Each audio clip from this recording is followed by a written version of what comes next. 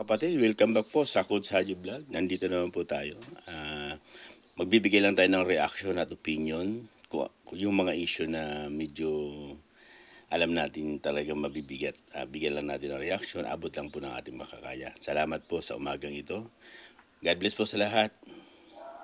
At kung sa mga hindi pa nagsusubscribe, problem po kayo. Kung mabigat naman po, kahit yung like lang po.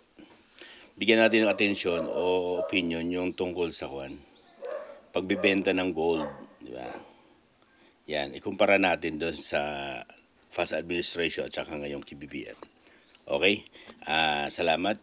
God bless sa lahat. Okay. Talakayin natin, bigyan natin ng counting lang. Magkaroon lang tayo ng counting opinion. Okay, hindi naman masama. Yung sa gold po kasi, reserve natin yan di ba?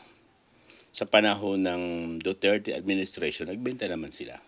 Pero ang usapin doon, dahil sa unang-una, nasong tayo sa pandemic, tapos meron siyang tinatawag na build program. Tapos bukod doon, talagang in-study nila yung tungkol sa pagbebenta. Kasi alam niyo po mga kapatid, hindi naman masamang magbenta ng gold.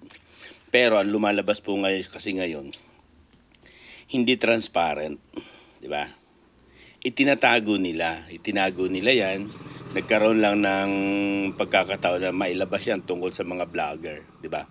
Kaya ito ang kagandahan ngayon, di ba? Hindi na lang sa mainstream media, di ba? Kasi kumbaga wala nang pag-asa yung sambayan ng Pilipino sa stream media na malalaking media outfit. Wala nang pag-asa po yan kasi nga unang-una, yun nga, di ba? Nabaya. Kumbaga hindi naman talagang tahimik po sa Rizal. Sa nagmula yan, 'di ba, sa mga vlogger, 'di ba, na kung pagbebenta ng gold. Wala pong masama sa pagbebenta. Wala po 'yung masama. Pero kailangan ang nakita ng ang masama doon yung sa loob ng yung taon na to, sa loob ng 6 months lang nakapagbenta na sila ng almost 25 ton, 'di ba? Tonelada ng ginto. Tapos ito pang malupit mga kapatid. Worldwide, pinakamarami naibenta ng ginto ay yung Pilipinas. Iyon yung indication noon, yung ano ba yung impact niyan, di ba?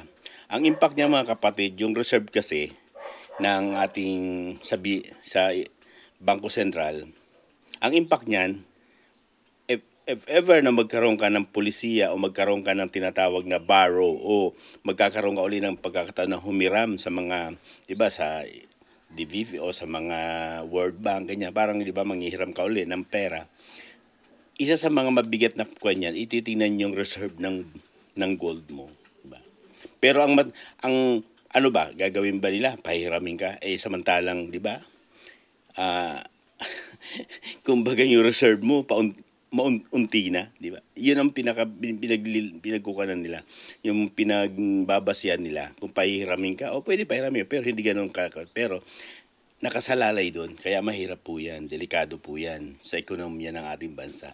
Kapag yung reserve na ginto natin ay naubos yan. Pero ang matindi yan kasi, mga kapatid, ito inuulit ko, walang masamang magbenta ng gold. Pero ang matindi nito, itinatago nila. Anong layunin, di ba? Tapos ito pa ang mabigat to mga kapatid, di ba? Nagbenta ng gold pero wala kang nakita kung anong proyekto ng administrasyon na to, di ba? May proyekto sila ito, yung Duran-Duran. Tsaka yung mga ayuda nila, di ba? Yung party, yan yun nakita. At aminin natin sa totoo, di ba? Hindi tayo kumbaga, yan na naman lumalabas, di ba? Pero mabigat yung mga kapatid. Tingnan yung mga kapatid. Ang lalaki ng issue sa administration na to. Ang lalaki ng issue. Drugs, corruption, di ba? Yan, lumitaw na yung pagbebenta ng gold, di ba? Yung tinatawag na pagsisinungaling, di ba? Ang daming issue na mabibigat. Pero may narinig ka ba? May narinig ka ba sa mga mainstream media? Sa mga senador o sa mga sa mga congress na nagsalita regarding sa usapin na to. Ang lalaking issue niya mga kapatid. Samantalang yung kay ERAP waiting yung lottery, yung waiting na laro ng mga Pilipino na, di ba? Sa panahon naman ng age sa ONU, almost 3 years, di ba? Corruption at saka mga human rights, di ba? Pero ito mga kapatid, ang bibigat ng issue. Pero napansin nyo, para bang atubili yung mga Pilipino na magsalita, atubili na lumabas, tumayo, o mag-speak up. Bakit? Sabi nga, may narinig akong kwan eh. May narinig ako isang vlogger, si Kwan eh. Si Aratilis, di ba si Kwan? Salamat. Ang sinabi niya, kakaiba yung administrasyon nito. Si Badong Aratilis, kakaiba yung administrasyon na to. Di ba? Kakaiba. Kaya siguro ganun. Pero ang matindi dito mga kapatid, ang bigat ng mga issue regarding niya sa gold na yan, di ba? Hindi masamang magbenta ng gold. Pero bakit hindi inihayag sa sambayan ng Pilipino? Anong dahilan? Itinatago nila. Anong dahilan? Diba? Yun ang tinatanong natin. Bakit hindi nyo sinasabi sa mga Pilipino na kasi pumapasok yung transparency doon eh. Diba? Kung transparent, diba? Kung talaga malinis yung layunin mo, bakit hindi mo inihayag na ganito na para kalami yung naibenta yung gold? At ang halaga, di ba mga kapatid, 117 billion yung halaga nung naibenta na yun. Tapos, naibenta nila yun, pero nangutang pa sila. Nangutang pa. Ang tanong ito, mga kapatid, saan napunta? Anong proyekto ang ginawa doon sa pera na napagbentahan ng gold? At yung inutang, saan napunta? Baka sabihin naman, ito, yung flood control. Wala nga pong flood control, di ba? Ayuda doon malamang. 'Di ba? Kasi naglaan sila ng almost 500 billion na doon sa AKAP, 'di ba? Kaso ubos na 'yan. Kaya yung mga darating na mga sakuna o darating na mga dilubyo na pwede nating para may maitulong ka doon sa sitwasyon na 'yon, wala na. Ubos na. Kaya ang nangyari, ngayon mangungutang na naman. Kasi nga yung mentality nga di ba? Yung mentality noong kanyang mga managers, sa kanyang mga economic, di ba? Pangsamantala sa pangunguna lalo ni Tambaloslos, di ba? Pansamantalang kaginawa ng tiyan. Bakit?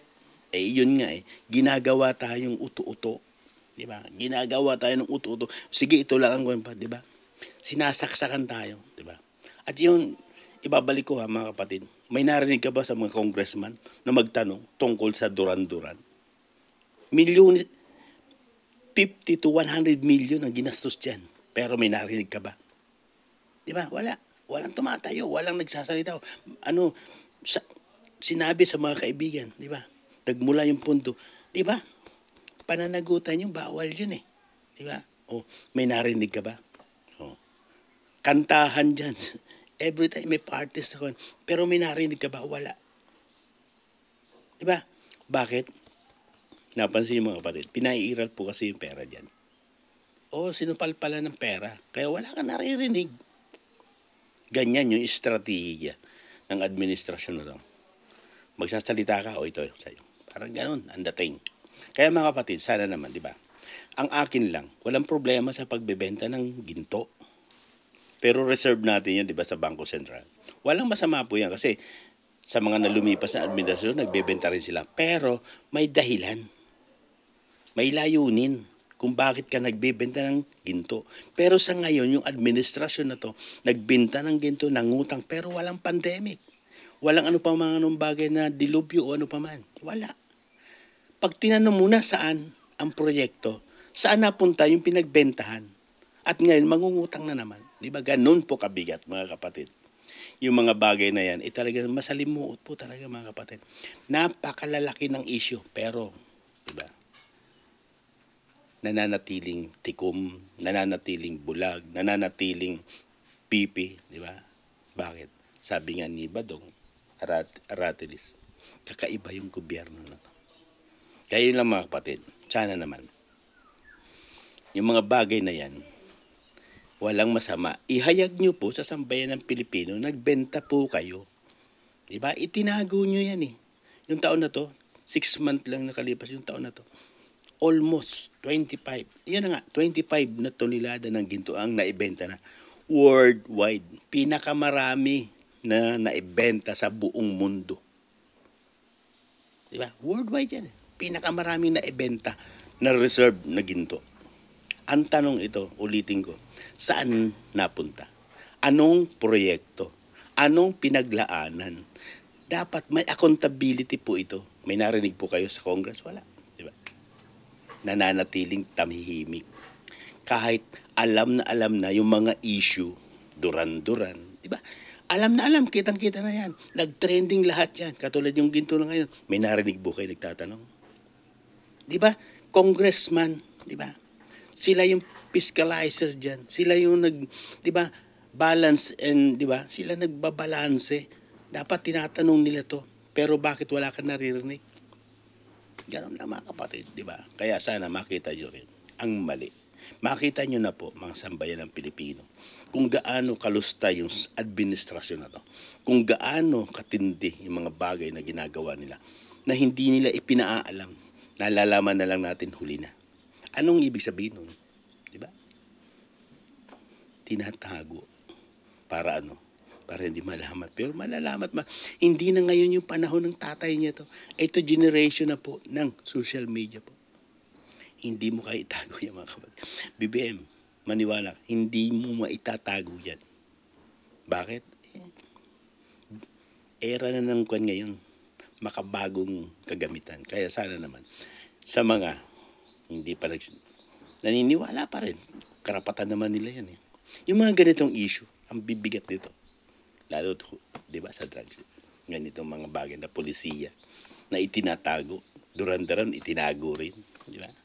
Nasaan? Nasaan yung transparency? Wala. Di ba? Nasaan yung totoong paglilingkod? Wala. Bakit? Gawain nila yan. Ang sinungaling mga kapatid na magnanakaw. Yun ang tandaan nyo. Okay po, God bless. Salamat sa nabigyan sana natin ng maiksing opinion at reaction. At wala po tayong kinukan dito. Yung nakikita lang natin na alam nating mali. Kaya lagi ko sinasabi, pag mali, mali. Pag tama, doon tayo magsama-sama. God bless po.